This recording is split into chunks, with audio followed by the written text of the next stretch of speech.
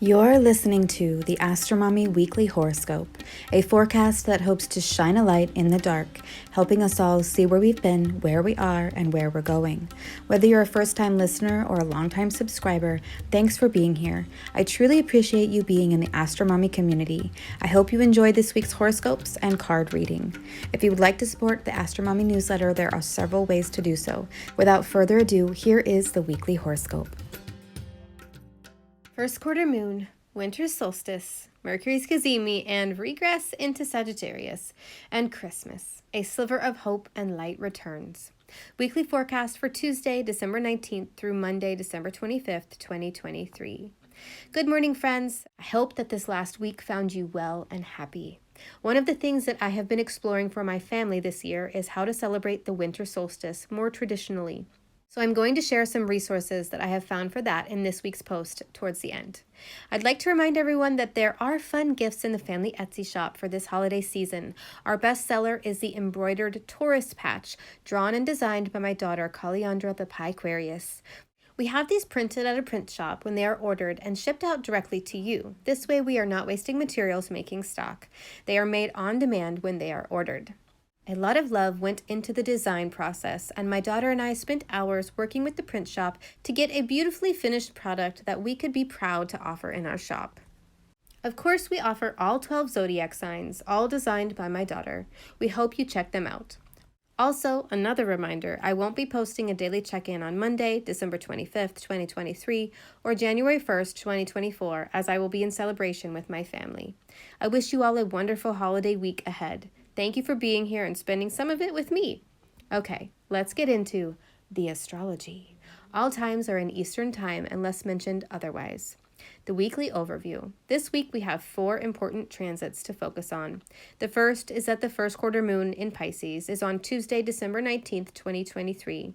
The second is that the sun will ingress into Capricorn, marking the winter solstice on Thursday, December 21st, 2023. The third is Mercury's conjunction with the sun, his Cazimi moment, on Friday, December 22nd, 2023. And finally, the fourth is that Mercury will move back into Sagittarius in his retrograde motion on Saturday, December 23rd, 2023. Okay, so let's summarize these transits a bit. First quarter moon in Pisces, December 19th, 2023. You can see the sun in Sagittarius in the upper right of the chart above and the moon in Pisces in the upper left of the chart, and together they are making a 90-degree angle. The first quarter square of the moon marks a crisis point where decisions need to be made and actions need to be taken. It's a point in the cycle when the moon is individuating from the sun, showing more of her true form and breaking away from whatever restraints she's been feeling. In the sky at this time, we will see the moon as a half moon, with the right half of her surface lit up by the light of the sun. This is shown in the chart as well because the sun is to the right of the moon along the wheel if we move forward from the moon to the sun in a clockwise motion, indicating that the light will be coming from the western horizon and thus lighting up the right half of the moon. The first quarter phase is a time for making and executing plans and making progress. With the moon in Pisces and the sun in Sagittarius, this could feel like we have been intuitively pulled towards something that feels very kin to ourselves, like drops of water collecting together to form a bigger drop or a puddle. But we are now being asked to decide on the higher purpose of this unification. What is it for? Is it bringing more faith, more hope, or more vision? Does it align with our long-term plans? How does it add to the overall storyline? Winter solstice, sun in Capricorn. Happy birthday, Capricorns! You can see in the chart above the sun in the lower right of the chart, very close to Mercury. When the sun enters Capricorn, this is called the winter solstice and officially marks the beginning of the winter season. Not only have I been studying the winter solstice from an astrological perspective, but also from a homeschool perspective. How can I teach more about this time of year, and how can we celebrate this change in season through song, ritual, and community? My children have shown an interest in moving away from some of the more religious Christmas traditions toward more nature-based festivities, and so this year we are celebrating the winter solstice with an actual activity. The plan is to make a bonfire and write a wish on a piece of paper to cast into the fire on the night of the solstice. I found this idea listed in the blog post How to Celebrate Winter Solstice with Kids by Megan Fitzgerald on the website Tinker Garden. As a newbie to solstice rituals, I am excited to also learn a few solstice chants and participate in a winter solstice online festival with my kids hosted by Sue and Stasha online. It should be interesting, educational, and fun. The winter solstice, as you probably know, is the longest night of the year and marks the beginning of winter. What is interesting is that after this night, the days begin to lengthen until the night and day are of equal length on the spring equinox, which is also when the sun ingresses into the sign of Aries using the tropical zodiac. So as I said, you can see the sun in Capricorn at the bottom of the chart, slightly to the right.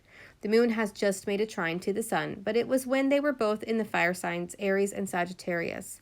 Both the moon and the sun ingressed into the next signs, still in trine to each other. I think this is the most interesting thing of all about this chart because it means that during Capricorn season, we may go through a transition to the plotline or story of our lives, but also to our circumstances and how we feel about how our lives are unfolding. I also think this may be an improvement because the moon is moving into her exaltation, representing our circumstances, environments, or attitudes improving. So that is very positive. Mercury's Cazimi. You can see the Earth, Mercury, and the Sun in perfect alignment in the above picture from Solar System Scope. Below is the astrological chart of the same configuration. Visualize the Earth at the center of the chart. Mercury is Cazimi when he is in conjunction with the Sun, and this placement is said to be in the heart of the king or on the lap of the king, and is supposed to boost Mercury's abilities to express himself. We can use this time to focus on mercurial things like writing, talking, public speaking, telling stories, joking, or singing. Basically anything to do with the written and spoken word. It's especially interesting in Capricorn because if Mercury is words and speech, and Capricorn ruled by Saturn is flesh and bone, it could be a very good time for manifesting things through spell work, affirmation, and/or mantras. Mercury regresses into Sagittarius. Mercury will move back into Sagittarius on Saturday, December 23rd, 2023 at 1:17 a.m. Eastern Time. You can see in the chart above that Mercury is at the bottom of the chart in Sagittarius and is now looking at Mars, whom he will meet up with on December 27th, 2023 next week. So Mercury's gaze is at something that might be a little bit risky, zealous, or adventurous, and he could be feeling pretty jazzed up about it. There could be a lot of people talking about their travel plans, sharing their stories, and exaggerating the details when Mercury moves back into Sagittarius. It could be fun, comical, and entertaining, or it could be a bit dramatic, treacherous, or reckless. The Tarot Spread. Let's move on to a 3-card spread for the week representing you, the relationship, and your partner. Please choose the person that you will be focusing on for this reading before you read the interpretations. The first card representing you is Page of Coins. The Page of Coins represents taking on new responsibilities in your life in matters like money, home, and anything tangible. He is trustworthy, responsible, and offers his assistance. I feel that this card is saying that you are focusing on your work at this time, or you have an idea for a project, business, or something in the material realm that you would like to present to your partner, or maybe you already have. You feel this venture could be prosperous or fruitful. The second card representing the relationship is 8 of Cups. The 8 of Cups is about separation, frustration, and a painful experience. So as the card that represents the relationship, I think this may symbolize that there may be feelings of disappointment. It could either represent something that has already happened or something that is going to happen that could result in some sadness and grief. This card is about giving everything to others and feeling like you do not have anything left emotionally to nurture yourself. It can bring up feelings of depression, gloominess, and lethargy because we are so tired of carrying all this emotional stuff. So I think that this card is a reality check about the boundaries and limitations of the relationship. You must lighten your load emotionally so that you have the energy to take care of yourself, as well as give to the partnership.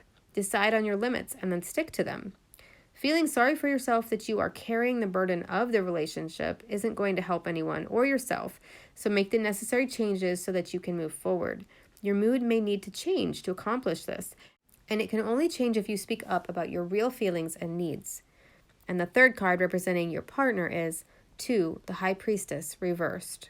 On this card, we see the High Priestess wearing a crown and holding a crystal ball in her hands.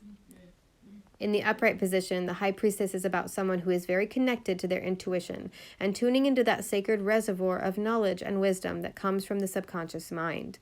It can also indicate that the person is open to you on a subconscious level. In the reverse position, it means that your partner is feeling disconnected from their intuition or feeling very influenced by the thoughts and feelings of others and thus not listening to their own inner guidance. It could also mean that they are closed off to you psychically and may even be consciously blocking you. Whatever happened with the Eight of Cups has them feeling some type of way about you and the relationship, and they have retreated into themselves and very far away from connecting. So to recap, you are feeling capable, responsible, and like you have many things to do, or you have an idea for a business, project, or skill that you'd like to learn, and you'd appreciate the support from your partner about it. The relationship itself is going through a bit of a transition, leaving behind a way in which it once was, and hopefully moving on to a better future, but there may be some loss or grief about letting go of the old ways or old pastimes that surrounded the relationship, or maybe even things that the foundation of the relationship was built upon. Either way, there is a bit of grief and sadness about the change. You or your partner may be feeling like you have put in a ton of effort into the relationship, and now you are deciding to walk away or change the dynamic in some way, and it is emotional. Your partner is not fully listening to their intuition, or they are not connecting to you on a deep level. Maybe they've been putting their head in the sand about the reality of the situation, and that is why the relationship is going through this transition, because it's hit a peak point where things cannot be ignored any longer. Or maybe they are blocking you psychically because they are hurt and sad.